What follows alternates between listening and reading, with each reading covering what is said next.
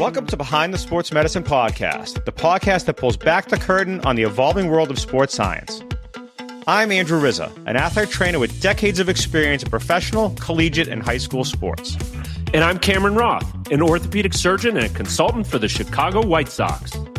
In each episode, we'll explore the real-world challenges and opportunities facing today's human performance professionals. Our hands-on experience is transforming sports medicine and breaking barriers through innovation and teamwork. Hey, everybody. Welcome to this week's Behind the Sports Medicine Podcast. This week, I have Eric Cressey. Eric is the president and co-founder of Cressey Sports Performance with facilities located in Hudson, Mass. and Palm Beach Gardens in Florida. Eric joined the Yankees organization back in 2020 as the director and player health and performance.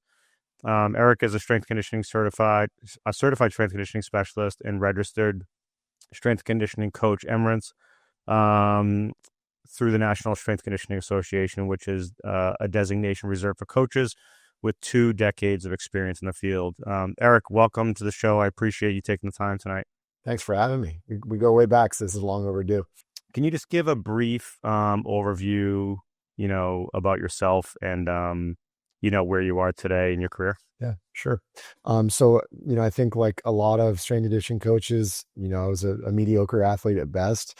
I look back on my training or my sporting career, and even with maybe the expertise that's available nowadays, I probably would have been a very average Division II athlete as my ceiling. So those who can do and those who can't coach. So I went to the University of Connecticut for my grad degree, kind of not really sure what I wanted to do. Started out, I actually think I wanted to do more strength conditioning research. Our lab at the University of Connecticut wasn't a true biomechanics lab. It was much more focused on exercise endocrinology and things like that. And just so happened to get an opportunity to get my foot in the door in strength conditioning there in a volunteer role, and really just caught the strength conditioning bug and, finished out my grad degree there and went to the private sector after doing a lot really in basketball and soccer. But it just so happened that the first athletes that I really started to work with in the private sector were baseball players. Realized that they were, a very underserved population, and not necessarily getting the attention that they deserved. You have people who just got the, foo-foo rehab program, and then people who got the, college football strength conditioning program.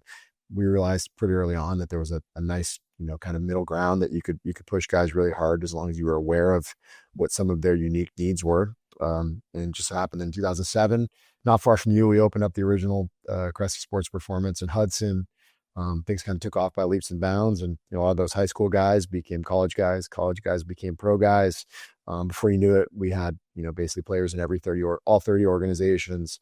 We opened up a second location in Florida, kind of became a one-stop shop for baseball development, where it wasn't just strength conditioning. We also had physical therapy, massage therapy, pitching, hitting, analysts.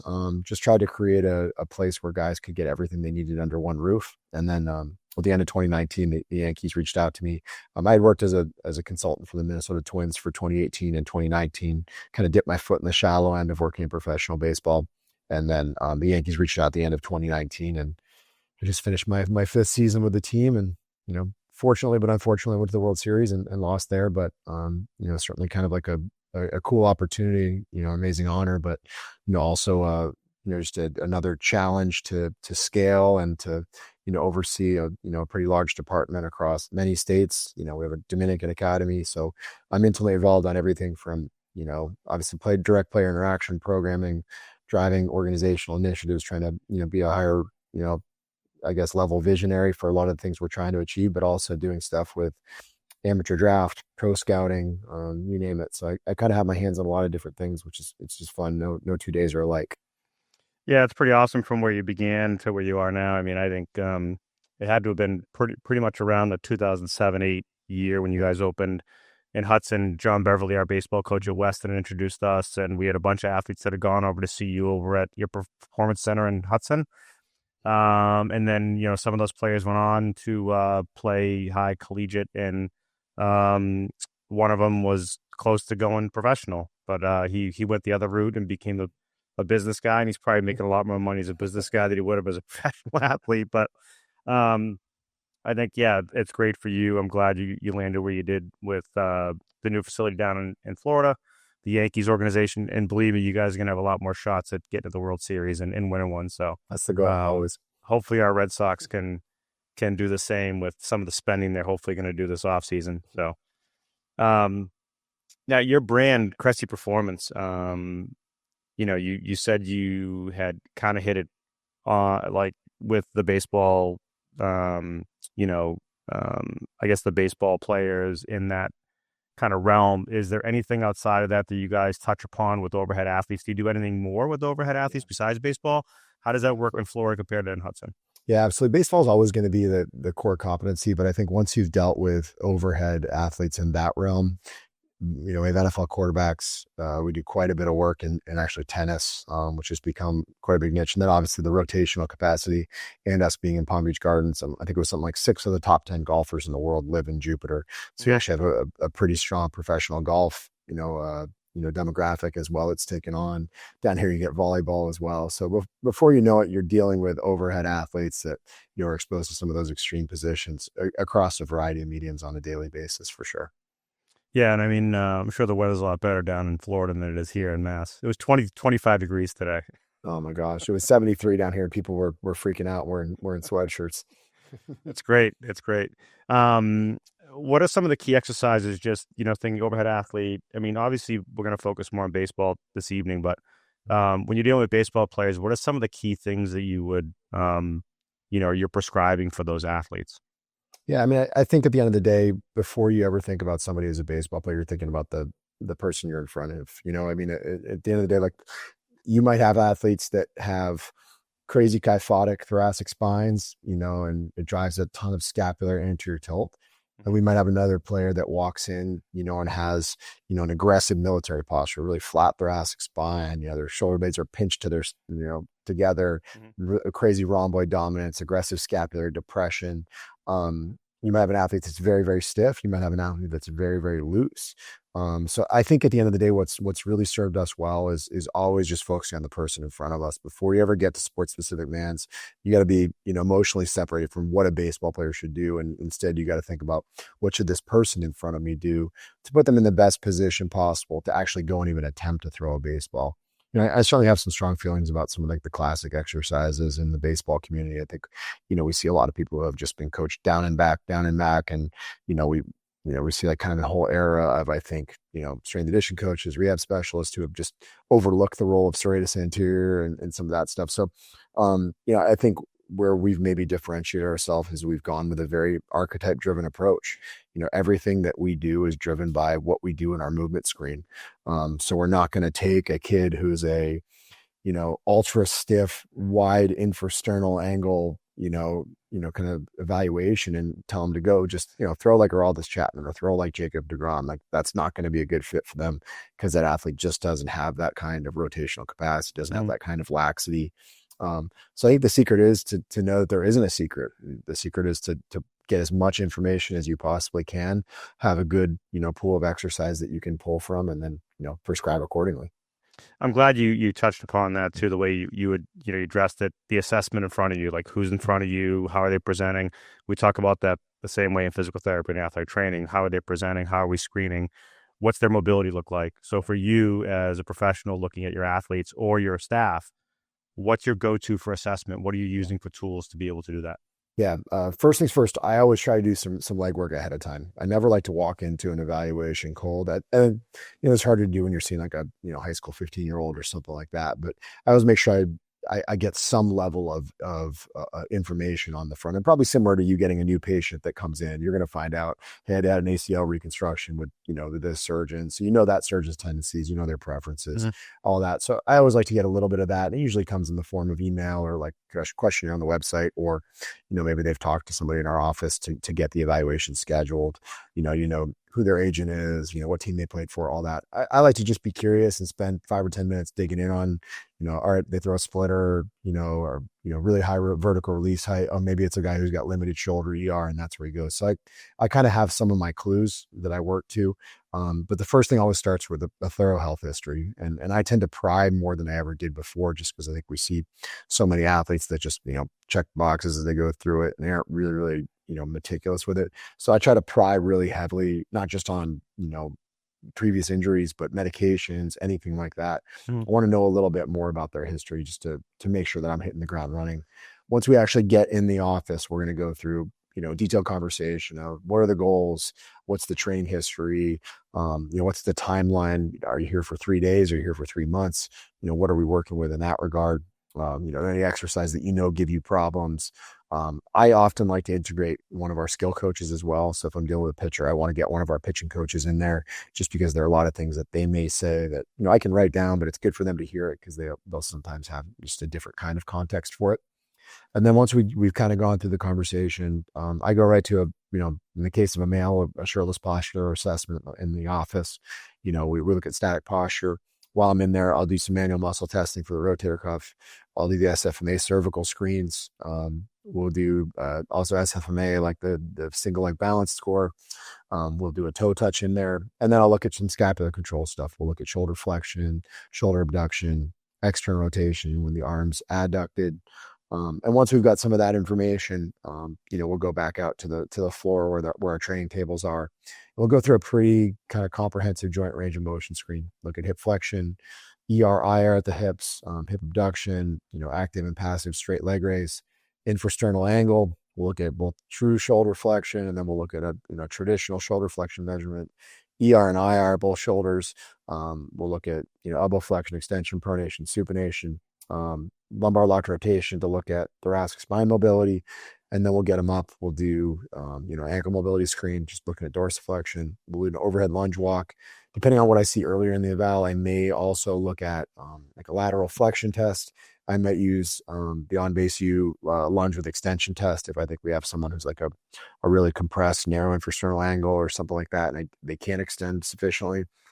And then overhead squat, push up, just looking at some of the scapular control measures. And from there, usually we'll get them set up with like an individualized warm up on their first day. And then we run some force plate jumps.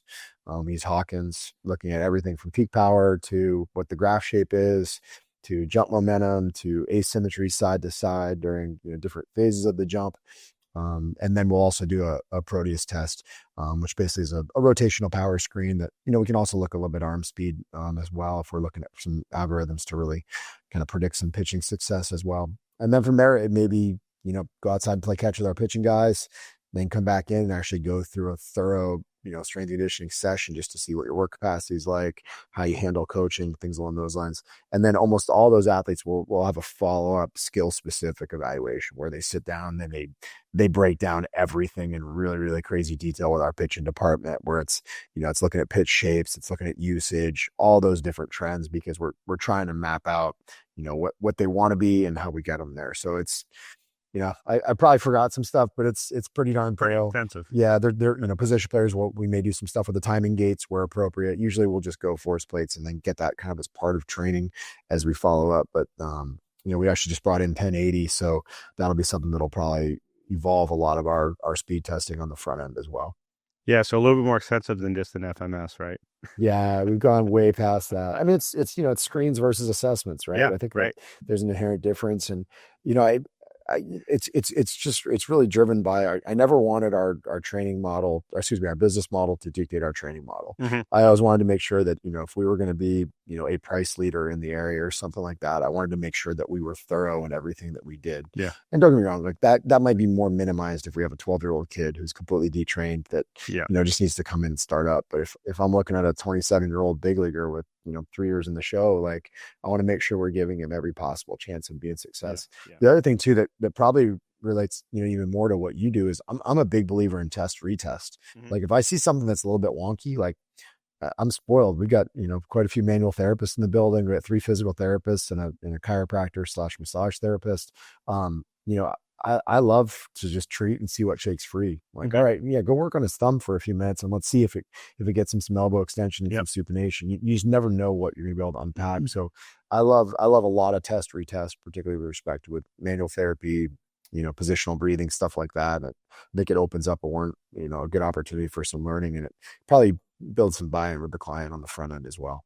Yeah, I mean, the test retest is huge with us too. I mean, we talk about it all the time. Like that's how we're getting most of the good data that we're looking for, making sure the patient or the athlete can buy into what we're trying to do for them, right? So it is important. Now, with that type of assessment, if you're looking at, you said like more big league versus college, high school, youth, what's the timetable for when someone comes in? Like, what's an average visit for you when they come through the door? If they came in to see someone at Cressey Performance Yeah. and they need an assessment, what does that look like on their end?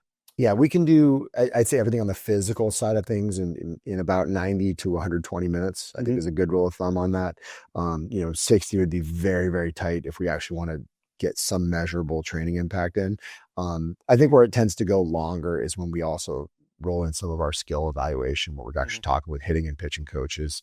And in many cases, we'll just have those guys do it separately. If they're going to be regular clients, we might say, all right, listen, we're going to book you did your evaluation on a Monday afternoon. We're going to book your pitching meeting for Wednesday morning at some point where it's, it's just a chance. But not only that, like the last thing you want to do is have an athlete sit there for 4.5 hours while they're hungry at the end of an evaluation. I usually like to have like the office stuff take place on the front end when they're fed, and not all sweaty and all that. So we'll just try to schedule it correctly. But Yeah. it does create a lot of administrative headaches to get it all in. Yeah. Now, are you guys getting both ends of it? Are you getting, someone coming out of rehab going back to throwing? You're getting someone that is just not doing well with their placement and their pitch speed and their release? Are you seeing that client as well? And the people that are also trying just to develop to get to the next level? Yeah, we got all of it. We have guys that have, 18 years in the big leagues. We have guys that are, first year draft picks who haven't even gotten out of the FCL or the AZL. But yeah, I mean, at any given time, we're usually doing 4 to 5 high profile MLB Tommy John rehabs. It's kind of like, it's something that's taken off as a niche. It probably happened even more so because when COVID happened, you saw more and more high profile, rehab cases kind of go outside of the team where they just did it in the private sector. You tend to see more 1-year contracts in baseball. So if a guy blows out in May with his team, like he can go rot at the spring training facility for an extended period of time, or in some cases they're saying, just go rehab at home and, workers' comp will cover it. So yeah, invariably we usually have a few of those that are taking place, certainly in the off season. So yeah, right now there's quite a few. Unfortunately, baseball is in an era of, elbows exploding and thoracic outlet and shoulders and all that stuff. So, and fortunately we're busy in that regard. But, to your original question, like I talk with our physical therapist. It's my first conversation every day when I get there. I drive my daughters at school. I walk into the facility at about 8:11, and I usually have 19 minutes before like our 8:30 crew. Usually they're actually there when I'm there. They're just kind of foam rolling and talking about fantasy football. But I always try to check in with our PTs first thing on the day, just because those are the guys that often require the most collaboration across departments. And it's usually time when I can grab our pitching guys as well, just to, loop in. All right, this guy's going to be off the bump for the first time. Make sure he doesn't try to hit 95. So there's a lot of that that's taking place. Yeah. Yeah, it's good. A lot of collaboration, a lot of talking to each other, which is key. I mean, just like us with post-surgical cases that come through the PT or the athletic training department, you're talking to the doctors about the rehab protocol and making sure that all the staff understands what that's supposed to be. So, you're not having somebody do something that they shouldn't be doing day one, like you said, 95, first day on the hill. It's not good. So yeah, and I love the variety too. Honestly, like we had two ankles that came in at the end of this year. We had, one patellar tendon cleanup on a big league relief pitcher. Like I said, I think it's probably 7 or 8 elbows. Probably 5 or 6 of those are major leaguers. And then, a couple more minor league guys that are mixed in. We've got one shoulder that's further along. Like we have one thoracic outlet case. It's just, I appreciate it. And honestly, I'm like a meticulous note taker. I'm a crazy with my documentation. I think I have a pretty good memory for this stuff, but I'm really, really big on like evaluating guys and make sure I document it well so that, hey, a year from now I come back and look at these notes and I can see how an athlete may have changed. So that's what's cool about this. And we opened this facility in 2014. We moved into our bigger showcase location at the end of 2019. So really we've got 5, 6, 7 years of data on some of these guys just to see how they've responded to increases in workload and stuff. So we can just be a little bit more of an advocate for them and encourage them to speak up when things might be trending in the wrong direction. Yeah, that's great. I think you can never be too detailed because you don't know who's going to pick that up. If someone else in your office comes in and wants to see what happened to Jay Smith last year, they can go and they can look that up and it's precise, right? Yeah. What are some of when you talk mobility, you talked a little bit about thoracic mobility, a little bit about hip mobility, just kind of scratching the surface. Do you talk to the athletes about yoga? Do you talk to them about more just functional dynamic warming up or stretching? What's kind of the discussion on improving their ability to be as best as they can be given Yeah. whatever position they're playing.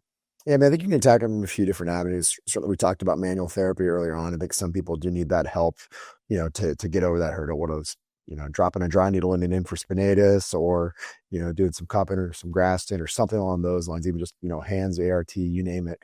All those things are on the table. Mhm. I think positional breathing is something that's obviously low risk, and you can get some pretty high payoff for the right people.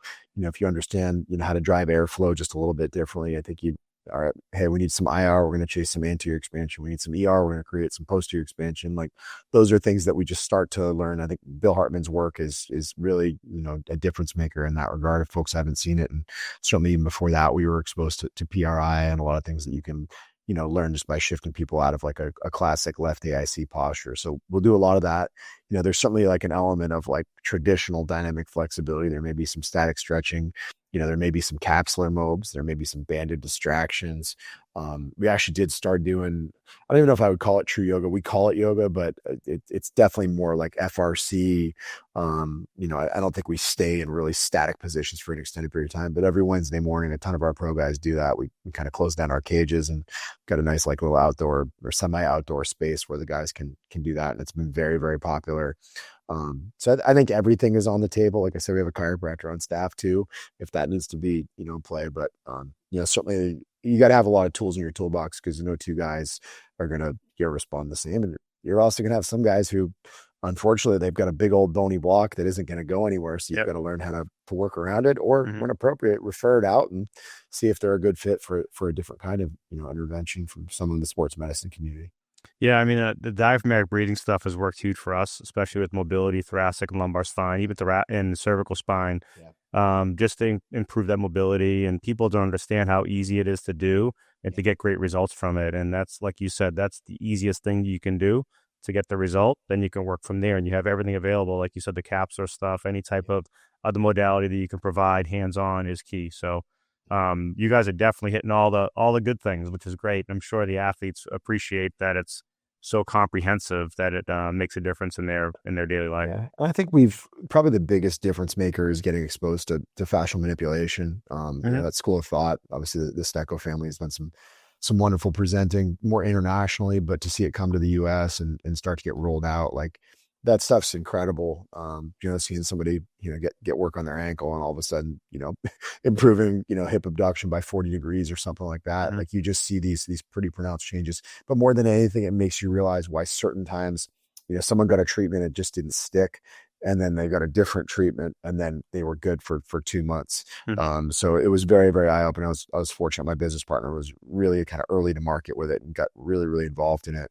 And I've kind of been around it quite a bit. So it's something that I think has been, if there are, clinicians out here who are manual therapists, like, I think fascial manipulation has been the biggest difference maker of probably any discipline we've come in contact with.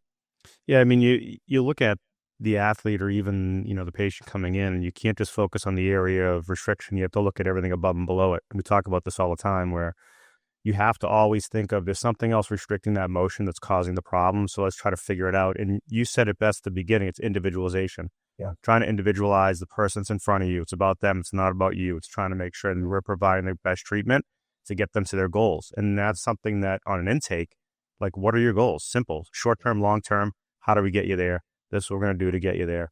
And that kind of leads to the next question. When you look at developing programs for youth, collegiate, and professional players, like, how big, that must not differ that much. It must just be, hey, we're going to do more advanced stuff for the professional athlete than we might do with a youth athlete, right?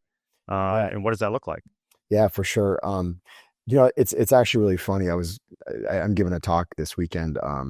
Dr. Ahmad puts on a baseball sports medicine conference, and I'm talking about scapular control, but I was going back and actually reviewing a presentation that I did for staff this summer, just to talk about like kind of how we batch athletes. And let me preface this by saying, I think that a lot of young strength coaches, clinicians, whoever we come, they want the ready to print program. They want somebody they can just like roll out conveniently. And it's just, you can do that, but you're going to have some big swings and misses. Yeah. And frankly, you're not going to really, care for the people that are in front of you on a level that you probably aspired to when you got into this as a career. So, everything we do is individualized. I spend a ton of time writing programs. Like, I probably wrote 20 of them this weekend, and each one of them took a lot of time, but that's what it takes. Every hour of training is going to require an hour of planning. But, to your earlier point, like, we're very big on batching athletes. In other words, you have your wide infrasternal angles and your narrow infrasternal angles. You have your hypermobile guys and you have your loose guys. You have your hypermobile and your tight. You have your lefties and your righties, your left AICs and your PECs. But like I actually went through and I'm the algorithm for me. I listed this out on a slide. I just pulled it up while we're on this call. Infrasternal angle, breakout range of motion, all the table tests, anthropometric characteristics, laxity, injury history, age, physiological profile. That could be all the blood work stuff, sport specific motor control. So the stability you have at the requisite end ranges, work capacity, what your force velocity, profile is on force plates. What's your force velocity profile on a Proteus? So the plane bias, in our pitchers, we look at risk predisposition. Do you love to radial or ulnar deviate? What's your natural onslaught? Is there an element of transfer or interference of training? In other words, if you're already deadlifting 600 pounds, if I push to take you to 605, I'm probably going to make you a lot worse in the process just because there's a cost to be paid for it. You have to consider the timeline, right? What I can do for a guy who shows up January 1st is totally different than what I can do for a guy who's here October 1st, the first day of his off season. What's the delayed transmutation timeline going to be? And then what's their competitive calendar, which frankly, I think is the single most important conversation we need to have with our athletes that really gets overlooked is like, how can we plan out a year to keep you healthy or, in the case of rehab situations to get you back and not, miss steps and have setbacks along the way. Yeah. Yeah. No, I agree 100%. I think that was, you talked, basically a second about force plate technology. We talk about wearables, we talk about, other training devices, markerless or markered, 3D capture, motion capture. How does that kind of play into this whole process of the rehabilitation or the performance piece? And what's kind of your go-to? There's so many things out there right now. What do you guys focus on the most, and what do you feel is the best bang for the buck? Yeah, I never would have expected that I would spend this much money on technology. I'll say that, and I don't think it's keeping up with the Joneses. Like, hey, you see another facility doing this. I think it really comes down to like, this is our best option for giving athletes the best chance to develop. So I think you certainly have like baseball specific technologies, things like TrackMan, Edgertronic cameras, Rapsodo, all those different things that are pitch tracking metrics. Like those are very, very important because you can do everything right physically, but if you're throwing a 70% spin efficiency four seam, it's probably not going to be a very hard fastball, and it's certainly not going to climb like a four seam should. So nothing matters that we do in the gym if guys are ripping off accidental cutters all the time.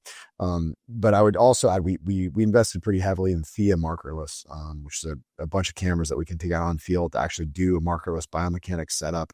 In their normal habitat. In other words, it's not on a turf mound in a lab.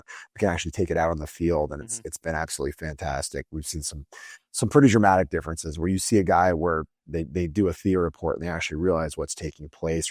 We integrate it with what we do on their movement screen, and you see these guys that'll go 88 to 94 in a single bullpen just because there was something so wrong with their sequencing. And we had one of the best pitchers in all of minor league baseball came and saw us. He was an absolute dumpster fire from a hip mobility standpoint.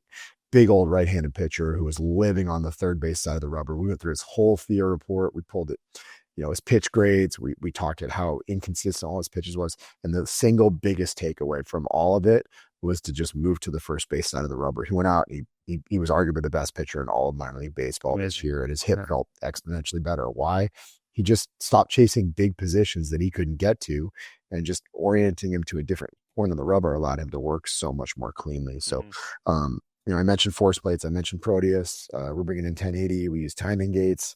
I mean, heck, we even have, I always said I was going to fight wireless speakers for the music in the gym, but here we are many, many years later, and we're doing it. And I still think I probably know how to use the coffee pot best of all. Yeah. But, everything is just, it's not pen and paper checking anymore. It's an iPad you check in at the desk. It's just crazy how it's all happened. And, we're living on the cloud and doing stuff in that world as well. But, and that's just like the tip of the iceberg. That doesn't even sniff, some of the resources that we have in professional baseball. There's things like Kinetrax. Yep. Obviously Hawkeye provides some powerful stuff.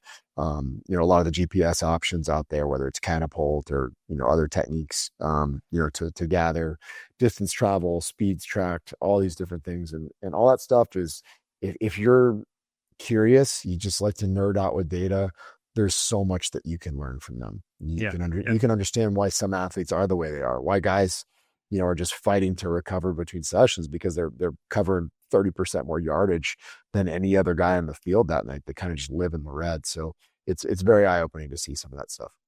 Yeah, I just had a conversation with Mike Tinchosi, who is the former sports scientist for the Red Sox, and the person that took over for him, Owen, who's there now.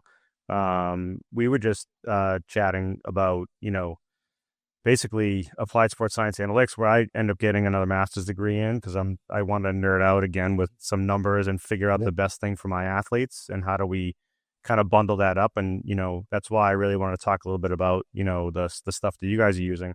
But my big thing was sleep performance, and I felt like if there's one thing that I can grab that's inexpensive enough for me to be able to have a difference with the athlete, it's their sleep. Yeah. I know if I can improve their sleep, I know how to wear. I wear a Whoop, so if you can control it, you have a lot of things available to you between cognitive function changes, performance changes, rehabilitation changes, tissue healing changes, like all that stuff we know that happens. So if we can do that, that's a great step in the right direction. And then if we stumble upon some funding that we can do other things like GPS and speed gates and all that stuff, that's all great. So I think what you have available to you, it's just another piece of the toolbox, right? Powerful. And even the blood work is more exaggerated than it's ever been before. And the things that you can do, across not just, regular health, but obviously in the performance space as well, is really, really powerful for sure. And I think it all comes back to, you said at the beginning of the conversation, like getting the most detailed medical history from the athlete and the subjective from them to be able to pull what you need to understand what your assessment is maybe going to be turning towards, so you can actually get what you need from that athlete to be able to build what you need for them to get to the goal. So all the other stuff is kind of like that shiny and nice and looks good, and you have to have all the stuff, the foundation before, to be able to get to the end, right? Yeah, none of it matters unless you're savvy about how to actually create conversations with athletes about it. Yeah, like Andy Galpin did an amazing podcast all about sleep. It was one of his first ones of his new podcast, and one of the biggest takeaways is the single best way to actually improve sleep is to encourage people to stay in bed, to have a conversation about sleep, and then let them know it's okay to extend your sleep. Just literally buy an hour, stay in bed, don't get up. You get so many people like, I mean, I'm sure you do it. Like you roll out of bed, and it's 4:50 and you're like, you know what? I'm not really that tired. I got all these things I can do. I'll just get up. Like, what would happen if you just stayed in bed till 6:30 and woke up naturally? Like, it's a big hour and 40 minutes that, people just miss out on. Yeah. And I think the other key thing is they got to put their device away an hour before they go to bed. Yeah. And that's the problem. We can't get them to do that. Yeah. Figure it out. I'm guilty of it too. Yeah. We all do stuff to accomplish. That's the problem. Right. That's right. What are some of the common misconceptions that you end up seeing or needing to deal with or address with players? Like, what is the biggest thing that you, over the years of, from you first started to now, how has that changed, or what is the biggest thing that you're dealing with? Yeah, I mean, I think there are things that change and some that don't. I think, the thing that hasn't is guys are always going to be looking for a quick fix. They think there's some magical supplement or, some like fancy weighted ball program or something like that. At the end of the day, it's hard work and consistency. That hasn't changed across, the 17 years that we've been open for business between Massachusetts and Florida. Like that's the one thing that is, incredibly consistent. What has changed, I think the circumstances in which athletes, work. Obviously, social media is a very new thing. Twitter didn't exist when we started CSP, and now it not only exists, it's got a different name. It's X now. Facebook was kind of the only thing that was around back then, and now if you're on Facebook, you're a dorky old guy.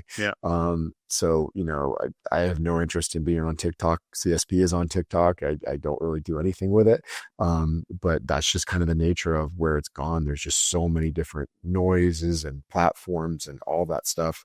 So I think maybe one of the things that it's taught me is I need to have a tactful strategy for the long term. When I'm not the cool young guy, in the past it was great when I was 27 and I could relate to all our high school athletes. Now I'm 43 with 3 kids. So I'm just a bald old guy that's not cool anymore. So you have to have a young staff that keeps you at least reasonably hip. I was talking to a colleague and a really good friend of mine, Wally Collins, founder of Collins Sports Medicine back up in Massachusetts here. And he had said, like, back in the day when I was coming up, he was kind of the young guy too, where he got to go out and meet everybody, and he got introduced to, got business with the Patriots and the Red Sox and the Celtics. And then all of a sudden they started introducing him to all the big leaguers. And that's how he grew his business. And he goes, now he's like, I'm the old guy. And all these young athletic trainers, strength conditioning coaches, athletic directors, physical therapists don't know me. So he had to bring in one of his nephews, who's now the young guy on the block, and he's talking to all the G League guys, and that's where he's, continuing to grow his business. So I think there's a lot to say with, I think, what we've done over the years and how we've gotten better at what we do. I think we know how to deal with people better. We know how to deal with the athlete more efficiently. And then hopefully we could pass that on. And I think that's where the mentorship of what we do every day can be very helpful. And the athletes, I think, see that. The organizations see that. Absolutely. If we start to look at, we talked obviously about what you guys are doing as a business, which is amazing, how you're developing the athletes, who you're looking towards, youth, collegiate, professional. According to the research, there's obviously this big epidemic with UCL tears, and we've seen it over the years. It's gotten worse, I think. Why do you think that is? And what are you, as Cressey Performance, what are you trying to do to prevent that with your athletes? What is some of the discussions around your staff, and then even the stakeholders that are, sending you their players? What's that discussion look like? Yeah, I think you nailed it. I mean, it's a huge, huge problem, and it has not gotten better. It's gotten exponentially worse. I think it's pretty obvious that the increase in arm injuries has, at least at major league level, it has gone pretty much linearly alongside the increase in average fastball velocity. So as we've chased greater and greater fastball velocities, we've seen a higher level of performance, but we've also seen a higher level of injuries. I think we know that at all levels. The challenge, though, unfortunately, is that we're seeing kids break younger and younger. Mm-hmm. And we're seeing kids have Tommy John at 15, and then they're going to have a second one in their, early to mid 20s, and then potentially a third one by the time they're 30. Like, let's be real, a lot of those 15-year-olds that have Tommy Johns aren't going to make it, past college baseball. It's just the way that it works. So there's too much lost development when you sit out for 14 months. So I think that is a big problem. Dr. Meister has been, shouting from the rooftops that it's not just that we're seeing more injuries, that the injuries that we're seeing are actually catastrophic. It looks like a bomb goes off in some of these elbows. What I've seen actually a lot more of is it's crazy to see how much, not just calcification, but we have ligaments that are literally just becoming bone. Mm-hmm. We're seeing heterotopic ossification in some of these scenarios.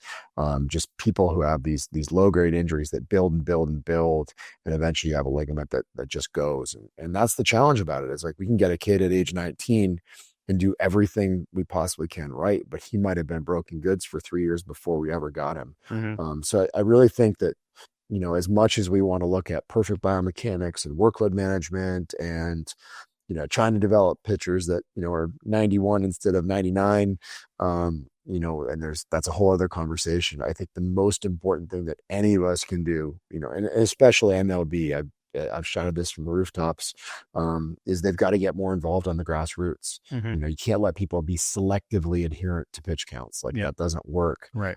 You really have to create some pretty aggressive guardrails for the industry as a whole. I don't think Major League Baseball scouts should be at events in October and November and December. They just shouldn't be allowed. It should be a scouting dead period. Yeah. If they want to go watch some college fall ball, that's a different story. But for them to be out there watching sophomores in high school try to blow up a radar gun, the second week in October is the most ridiculous thing we can possibly imagine. So I have some pretty strong opinions on that side of things. I think it's interesting. I'm going to Dr. Ma's conference this weekend. I spoke at a ASMI, the annual Injuries in Baseball Sports Medicine conference back in January of 2020, right before COVID, and was on a panel with Mike Reinold, with Kevin Wilk, with Dr. Alchek, Dr. Andrews, and the panel really kind of deviated towards like weighted balls are a huge part of the problem. And don't get me wrong, I think weighted balls have been misused pretty heavily, but I think in general there are so many things that cause the problem. To just isolate that one thing is kind of short-sighted. The problem is that people are selling out for velocity at all the wrong times. They're completely inverting the developmental pyramid. And the problem is that if you want to take a responsible approach to development, it might take a little bit longer, but it's way more sustainable. So it takes some coaches, some parents, and frankly, some kids who, have the guts to kind of stand up to the industry norm and, kind of just chart a different path that I think can work much, much better. Yeah, I mean, I have to agree. I think the big thing that we deal with is, kids playing multiple leagues. They're playing town league, they're playing a high school league, they might be playing another league on top of that, travel league. It's not being tracked across the paradigm, right? So you're not tracking through everybody. You're tracking through one sport or one team. They are supposed to report it. Do they really report it? You're not counting warm-ups. You're not counting in between inning pitches. You're not counting if they're going to a position after they come off the mound. Are they going to catcher? Are they going to shortstop? Yeah. So there's a lot of stuff that needs to be done to correct it. I think they did a good job with, trying to generalize pitch counts, but again, it's still a problem, right? And then I really have a strong feeling about them just not developing or not having developed in the right way. Like if they saw someone like you ahead of time and said, hey, you know what, I'm noticing that I'm weaker. We're doing an assessment. We're finding that they have a lot of posterior chain problems. We're noticing that their cuff's weaker. We notice that after 20 pitches, they're dropping their arm in the slot and then they're getting elbow pain. Like, how do we change a lot of that stuff biomechanically with them to reduce the risk, right? So I think there's definitely a lot to do. But again, it's, you said they're seeing things on YouTube. They're watching their buddies. They're watching big leaguers throw these massive fastballs that are hitting high 90s or over 100, and they're trying to do that, or they're throwing curves too early before they're done developing and their growth plates are closed. So then they end up having a problem on that end. So I definitely think there's a lot of, and that's the biggest problem, I think, is how do we fix it, one, on the strength conditioning side, but how do we fix it on the developmental side? And when do we say, hey, they can only play one team per season, right? Instead of having them do multiple seasons. I mean, multiple teams during those seasons. If I'm being honest, like you can prevent put it this way. I played baseball up until 8th grade. I was a mediocre third baseman and I was a better tennis player. So my tennis career was kind of charted for me, but I didn't know a single kid who had an arm surgery when I played. I graduated high school in 1999. It didn't exist, right? I knew one kid who had an ACL reconstruction, but this was a very, and I went to high school with, 800 kids. So it wasn't like we didn't have a decent sized athletic department. So when I look at things now and what's happening, you can chalk every injury up to two things. It's either a really good kid that gets completely overused by a coach that's chasing fake trophies in the 12-year-old division, or it's frankly parent idiocy. Yeah. Like plain and simple. Like I'll give you an example. We had a kid that, high motivation kid came in with a, little league elbow. So growth plate injury. Basically doctor told him 6 to 8 weeks off. We both know it's usually longer than 6 to 8 weeks. So I always have mixed feelings about when they actually throw a timeline on it. I'd rather just see follow-up imaging that everything looks good and kind of progress from there. But kid was a good soldier, went through all of it. We got him on a nice return to throwing program. Dad was super on board. Everything was great. Kid comes in and we're talking about 11 to 12-year-olds. So, built up his long toss, gradually got out to 120 feet, which is a long way for an 11, 12-year-old. That's like, a big leaguer throwing 240, right? Yeah. So did all that, then went to practice that night and did it again. And then that was a Monday. And then we did the same thing on Wednesday, doubled up his throwing program and then had a setback. Yeah. Like there's a reason you have a sequential development and all this stuff is happening. But I remember Kevin Welk dropped that line. Teenagers only know one speed, and it's stupidity. Yeah. And I think that's the problem is like a lot of us parents, we grew up in the era of like, just go outside and play a million sports, right? Wiffle ball, tackle football, whatever you can possibly find. Ultimate Frisbee, we did it all, but now it's so hyper specialized, so hyper competitive. And there's really no broad base of foundational development that's going to set guys up for success. That's the problem. You can do a lot more if you actually, build like a robust foundation of work capacity and skill specific strength and all that stuff. But nobody's doing that. It's easier just to put them on 5 teams and, hope for the best. Yeah. I mean, and we really think that they're chasing the college scholarship too. I mean, that's the problem. College is so damn expensive. I mean, our daughter is finishing her second year of grad school. And I mean, I don't even want to know what it's going to cost you when your kids go to college, but it's like, it's completely ridiculous. And I can see why they're chasing it. Right. Our financial advisor told us $600,000 per kid. Oh my God. I'd rather give them a Lamborghini and let them put 300 grand in the market. It's unbelievable. I just feel like now that there's this specialization and they get one coach that says, hey, you know what? You have something, you're going to make it, and then you're dealing with that in the back of the parent's mind. You're like, hey, you know what? I can save myself 300, 400, 500 grand.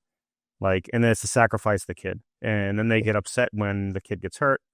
Then they get upset with you when you can't hold the timeline. So there's a lot of that going on, right? So I think there's got to be a change, like you said. It's either parent or coach or both, and then the kid ends up eating it up too. So I've probably been I mean, you've been at this a long time too. Is I think I've just gotten a little bit I don't know, maybe I'm a little bit abrasive. Like I'm super direct with parents now. Yeah. Like I have daughters myself. This is what I would do if this was my daughter. Yeah. I think that's a terrible idea. I have no problem saying that to your parent. I think you're making an egregiously poor decision, like in progressing it like this way. And I just, and the reason I know is because I can walk them outside my office door and there are 20 big leaguers on the gym floor who get it the right way, who are late bloomers, who figured it out much, much later on, and have had sustainable, durable big league careers. Like it's crazy to me that, that we have 13-year-olds that they're just making all these poor decisions. It's because it's so preventable at that age. You want to talk about like, a 28-year-old relief pitcher in the big leagues, making 70 appearances a year, throwing 98 to 100 with a wipeout sweeper. It's hard to keep that guy healthy. Yeah. That's a legit, we'll talk about sleep quality. We'll talk about pitch track metric. We'll look at all that stuff and every kind of recovery option there is. But like a 13-year-old, like even college baseball, like, pitch on a 7-day rotation, it shouldn't be hard to keep guys healthy. Right.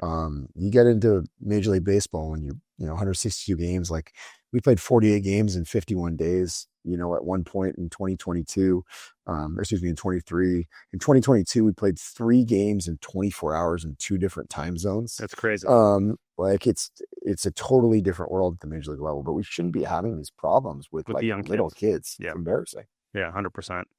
What do you find most rewarding about your job? Well, what's the biggest thing? It's the relationships. It's the people. Yeah. Always. Yeah. It's, and I think it's also very flattering. People trust you with their career. They trust you, with their children at a time when they're, very young and impressionable, and you're trying to foster, a favorable lifelong relationship with exercise and all that stuff. So, it's certainly like a very big, responsibility that we don't take lightly. But at the end of the day, it's always the relationships. I mean, we were talking there. We have 9 kids that are in the big leagues that were with us when they were still in high school. Like we were that's pretty cool. High school, college, minor leagues, all the way up. And now seeing those guys paying it forward, and like Jesus Luzardo's got a big charity event coming up, and he was with us when he was a sophomore in high school. It's crazy to see how these guys. Tyler Beatty came in as a sophomore. He's about to have his 2nd kid. Like it's crazy to me. I'm feeling pretty old. It is amazing, and I have to second that. I think the relationships are huge. When I started back in, I got a college in '96, so I think a lot of the undergrad anyway, and a lot of the kids that I've taken care of over the years have come back. They've called me when they've got injured in college. I had one that's now an upper extremity surgeon in Arizona. When he hurt his hand in medical school, he called me. I'm like, why are you calling me? So I mean, and then you start to see their kids. They move back to town where I'm still, at Weston, and they say, you can't retire till my kids go through high school, which is another 6 or 7 years. So again, it's that same type of thing. You did something right, with them, by them, and that's the most rewarding out of the whole process. I have to agree. No doubt about it. It's pretty cool to see generations too. My mom was a high school principal, so I think she went back to teaching in 1986 when I was in kindergarten. So she was seeing like 3 generations of kids by the time she retired. That's pretty cool. That's good stuff. How do you value mentorship, and who was or who is one of your biggest mentors, or who do you still go to for that? It's huge. I always emphasize our facility is not just a training facility. We're a teaching facility. We're always trying to, pay it forward and develop the next generation of coaches so we can leave the industry better than it found it. I had a few different people, honestly, like in my own kind of personal journey. There's a guy named Daryl Conant, who was a personal trainer in my hometown, who kind of took me under his wing when I was, struggling with some exercise addiction / eating disorder stuff in my late teenage years. And he kind of helped get me on the right path and gave me my first opportunity working at his gym, and even just working the front desk and helping out with cleaning and stuff like that. That's where I kind of caught the gym bug and really wanted to do this for an extended period of time. So I owe a lot to him. And then really once I got to grad school, I was fortunate to study under some great professors, Dr. Carl Marish and William Kramer, and just brilliant people there. But really Chris West, who was a strength conditioning coach at the University of Connecticut, took me under his wing. Brajesh Patel was there. It was, now at Quinnipiac. Tina Murray was there. It was just kind of like a great breeding ground for excellent coaches. And they gave me a really good opportunity to, be involved, not just in coaching, but like gave me a say with some of the programming, some of the evaluation stuff we did. Just being around high level athletes was really, really important. So, I think if you look at most people that have, been 23 years in this industry now, like it's hard to say it was just one mentor, because you have different people that were at different stops along the way and they mentored you in different ways. Like, I've had awesome people, good friends like, Alan Cosgrove and Pat Rigsby, who have shared some really good wisdom on the business side of things, which has really helped as well. So everybody kind of it takes a village, right? It does. It does. And you have to have more than one person. You said it best, I think. If you don't, and you don't keep, asking the questions and making yourself better and doing the research, then you become stagnant, right? And then you become obsolete. You don't want that to happen. That's it. It's such a dynamic field. It's changing every day, so you never want to get comfortable. My buddy said it best. When a close friend growing up went to high school together, went to Northeastern together. He said, he goes, "You got to water your grass. That's what you got to do every single day. And if you don't do that, your grass doesn't grow. It's the same with your career." So it's actually pretty simple, and it's 100% true. Absolutely. What advice do you have for any inspiring, strength conditioning specialists, entrepreneurs going into the business, maybe someone that's in the business that's looking to go out on their own? What's some of the advice you have for them? I was going to say, if you're an aspiring strength conditioning coach, there's nothing more important than your internship. Right. You can read every book on the planet. You can go to every college class there is.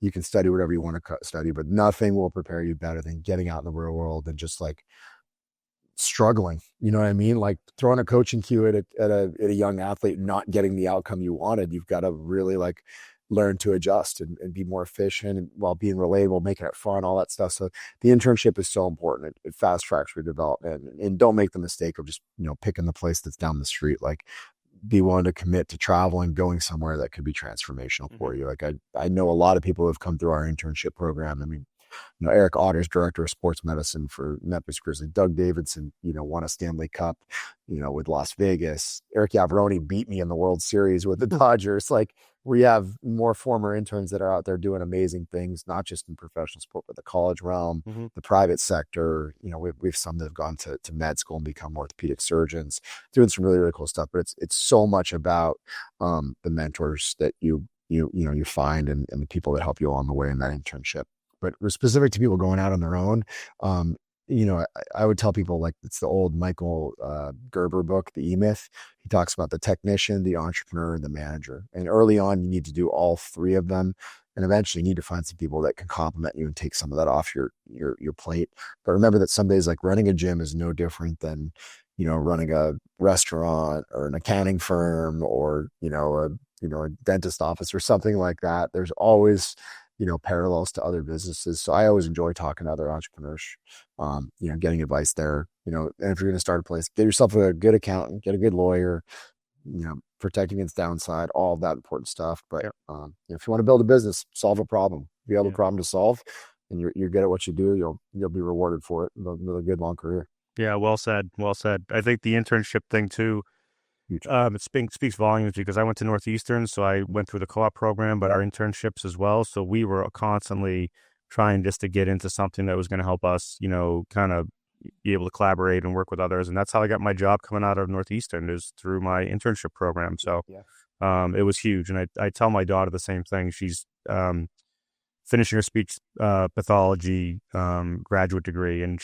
she was complaining about an hour and 15-minute commute to her externship. And I said, listen, that could be the job they're going to provide for you after school. I said, you have to put the time in. It's only 3 months, and after speaking to her and her understanding the reason why she's glad she took what she did, so for her, just understand that, Remember that internship too, it's the one place where they can evaluate not just competency, but also fit. Yeah. And you should appreciate that too. Like, I did a cardiac and pulmonary rehab internship, and I learned a ton. Yeah. And I actually enjoyed myself, but it made me realize that I was not a fit for clinical exercise physiology. I didn't enjoy it. Yeah. I couldn't have done that for an entire career. So maybe I was competent enough to pull it off, but it's not where I wanted to spend the next, 50 years of my life. So, Right. I think, and potential employers are evaluating whether you're a good fit for their culture. Like, I love it. We have a kid from our current internship class just pulled us out. I'm like, we're not letting you leave. You're a star. We want to keep you. Yeah. Wrote him a contract offer, like, because it's not just that he's competent. Like, we can see that, but there's a fit. He's got a growth mindset. He gets along great with the rest of our coaches. He's always got a smile on his face. He got spring in his step, never takes days off, like played college baseball. Mom is a coach. Like, he checks so many, he's trying to learn Spanish. Like, he's checking so many boxes that, like, that's what you can see. Like, it's not just like show up and take a test on day one and it'll tell you if you're competent. Like, no, you got to demonstrate it, and you got to be part of a team that's excited to work with you. Yeah, 100%. You couldn't have said it better. Fun fact about you. Ooh, I'm getting back into tennis. Tennis was my go-to. I worked at a club actually for 8 summers growing up. Did you? I strung rackets, swept in line courts, all that stuff. And my wife and I had like a heart to heart where she was like, "You need a hobby." Yeah. I effectively have 3 full-time jobs. Yeah. And so it's one of those things where, I've been in a weight room. I competed in powerlifting for so long. Yeah. After decades, like the same old, lifting 4 days a week and doing some conditioning on the Versa Climber. And, they have the Versa Climber. Yeah. Yeah, exactly. So every Tuesday at 3:30, I go and I play tennis. And I basically told the guys, like, hey, I want to get good at tennis again. I want to get it back. But more importantly, I want to be exhausted when I leave. Yeah. So just make sure you drill me pretty hard. So I'm like 3 months in, and it's actually coming back. I'm old and I'm like sore in all different places. I should had like a little. It gets worse, man. I'm telling you. Once you get over 50, it's like get out of bed feels good. I can still do all the dumb stuff I used to. I just can't get past it. But I'm like, I was actually kind of joking about it with one of our pro guys. I'm like, I think I pulled my intercostal yesterday. Yeah. I didn't think I could actually rotate enough to even do that. So I was kind of actually proud of myself. Right? The little grade 1. Yeah. I was like the other day, I was like, oh, am I having a heart attack? I'm like, oh, I did wide grip bench. It's like, you don't realize it takes you like 4 or 5 days now to recover. I can't do that every day anymore. Nice. That's my fun factor. Yeah. It may not be fun if I blow out an Achilles or something like that, but for now I'm enjoying it. That's good. Well, listen, I appreciate the time on a Sunday evening after the Thanksgiving holiday. I hope your family feels better. You said they weren't feeling too well. All the best, all the luck. Just don't beat up on us too much next year. And I do appreciate it. Maybe we can pick this up again and talk about lower extremity. Maybe we'll see. Yeah, we'll do it, man. Thanks so much for having me. This is fun. Great questions, and I always enjoy catching up. Thanks, Eric.